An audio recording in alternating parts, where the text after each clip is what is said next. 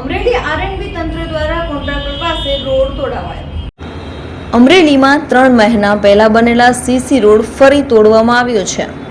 Amreli RNB તંત્ર દ્વારા contractor પાસે રોડ તોડાવ્યો છે. અમરેલીની વિદ્યાસભા ગેટથી કોલેજ સર્કલ સુધીના રોડની સાઈડ તોડી નખાઈ છે. 2800 મીટરના નવા બનેલા રોડનું ટેસ્ટિંગ ફેલ જતા નવો રોડ તોડી પાડ્યો છે. તંત્ર દ્વારા ટેસ્ટિંગ સેમ્પલ ફેલ જતા કડક આદેશો કર્યા છે. લાખોના ખર્ચે બનતા માર્ગનું સેમ્પલ ટેસ્ટિંગ ફેલ થતા તંત્રએ તોડી પાડવાનો હુકમ કર્યો છે. કુલ 2800 મીટરના રોડમાં 150 મીટર રોડ તોડવામાં આવ્યો છે.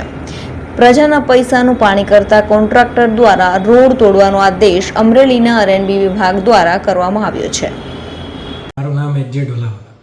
બરાબર સાહેબ, અત્યારે લાઠી રોડ ઉપર જે આજે કંઈક રોડ તોડવાનું ચાલે છે એમાં શું સત્ય હકીકત છે સાહેબ?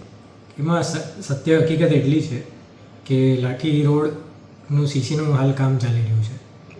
એ જે ચાલુ કામ છે એમાં અમારે રૂટીન ક્વોલિટી એશ્યોરન્સ પ્લાન મુજબ એમાંથી કોન્ક્રીટના સેમ્પલ લેવામાં આવ્યા. એ સેમ્પલ પૈકીનું એક સેમ્પલ એક જગ્યાનું ફેલ આવ્યું છે.